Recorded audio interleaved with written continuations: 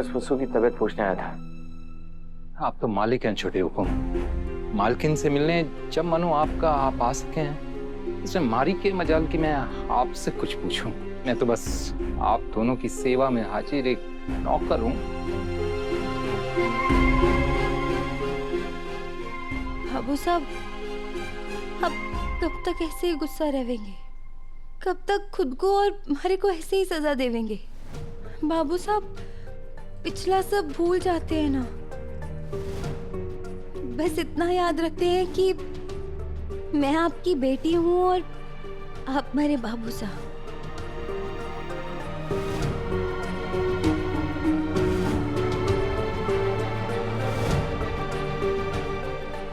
छोटे हुकुम, मालकिन आपकी अमानत हैं, पर ये जो कुछ समय के लिए आपने इन्हें इस घर में छोड़ दिया है, कहीं ऐसा ना हो कि हमारे से फिर कोई गलती हो जाए।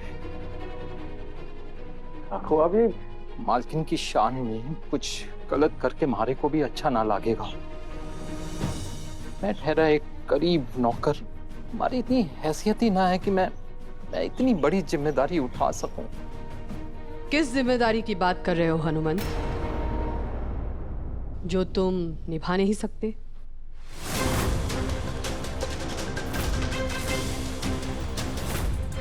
हम कुछ पूछ रहे हैं हनुमंत।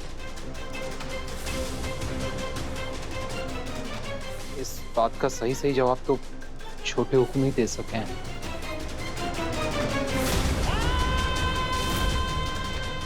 हाँ साहब, वो काकू कह रहे थे कि बहुत सारे त्योहार आ रहे हैं तो जिम्मेदारियां बहुत हैं। वसु होती तो सारे काम आसान हो जाते।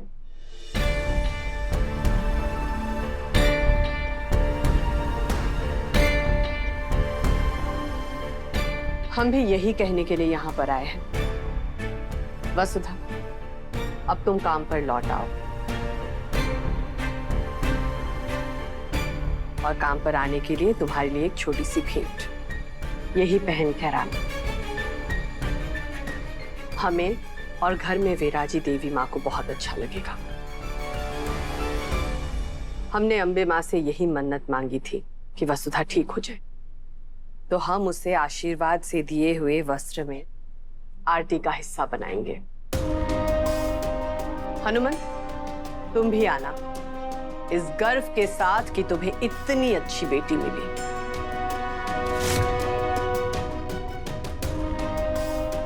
माफी हुकुम, आज पता नहीं कैसे मैं आपकी गाड़ी धोना भूल गया। मैं बस अभी आऊं।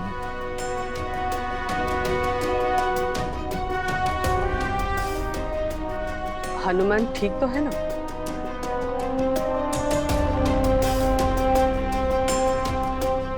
जी देवी हुकुम, आप ही तो हमारी देवी है और आपका काम ही हमारे लिए पूजा के समान है। इसीलिए आपका काम याद आते ही बाबू साहब वो काम पूरा करने चले गए। अच्छा, अब तुम जल्दी से तैयार होकर आ जाना, हम सब इंतजार करेंगे। जी चलो।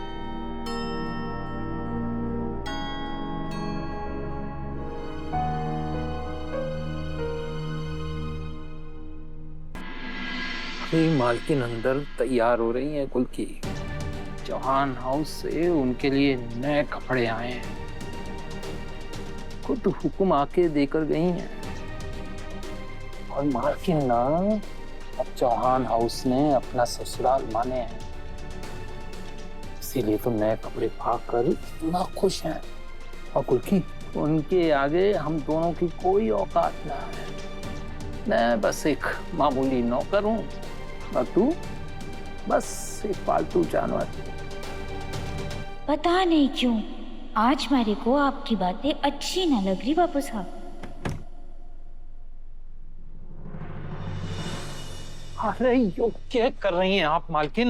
ये तो एक नौकर के घर की मामूली सी थाली है, इससे आप अपने ऊंचे ससुराल में विराजी देवी माँ की आरती कैसे कर सकें? वो सब तो क्या कह रहे हैं आप? मैं बेटी हूँ आपकी। ना ना ना ना, आप हमारी मालकिन हैं। और यो फूल भी ना छोटे घर के हैं। नौकर के बागीचे का फूल अपने अमीर ससुराल की देवी माँ को अर्पित करना आपको शोभा ना देगा मालकिन। बाबू साहब, आप इतनी कड़वी बातें मत कीजिए। ये मारे को दीजिए, दीजिए बाबू साहब। ना छोड़ ना, छोरी छोड़। बाबू साहब दीजिए, अरे दीजिए बाबू साहब। छोड़।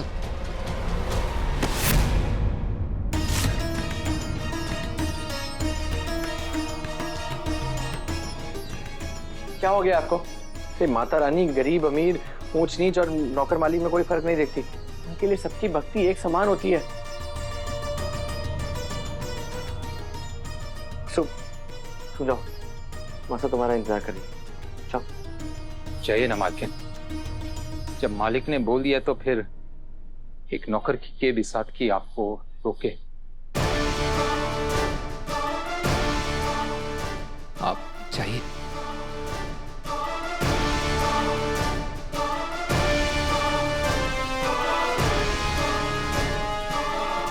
या देवी सर्वभूतेषु मातृरूपेणी संस्कृतां नमस्तस्यै नमस्तस्यै नमस्तस्यै नमो नमः। वसुधा आओ।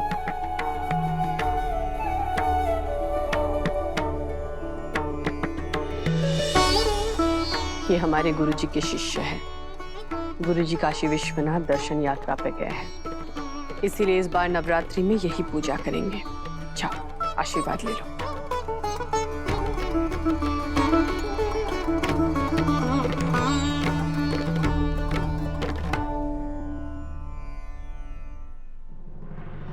क्यों कर रहे हैं आप ये सब?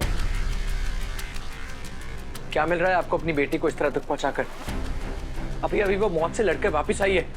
उसका ख्याल रखने के बजाय, भगवान को धन्यवाद करने के बजाय आप उससे ताने मार रहे हैं। क्यों? इसलिए क्योंकि हम दोनों एक दूसरे से प्यार करते हैं। मैंने उससे वादा किया है, मैं उससे शादी करूंगा। चौहान हाउस की बड़ी बहू बनेगी वो। आप प्लीज थोड़ा शांत हो जाइए और मुझ पर भरोसा कीजिए। मैं सब ठीक कर दूंगा। आप प्लीज एक गुस्सा छोड़ दीजिए।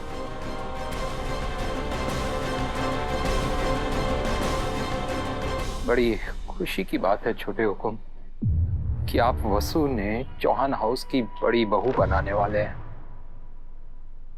फिर ठीक है, ले जाइए उसे, वहीं रखिए। यहाँ एक नौकर के यहाँ क्यों छोड़ा हुआ है इतने बड़े खानदान की होने वाली मालकिन को? अगर आपको अपने प्यार पे इतना ही भरोसा है और इतना ही सच्चा है अगर आपका वादा, तो फिर बोल दीजिए ना हुकुम से। उनके सामने बातों को घुमा घुमा कर इतना सच झूठ कहने की क्या जरूरत है?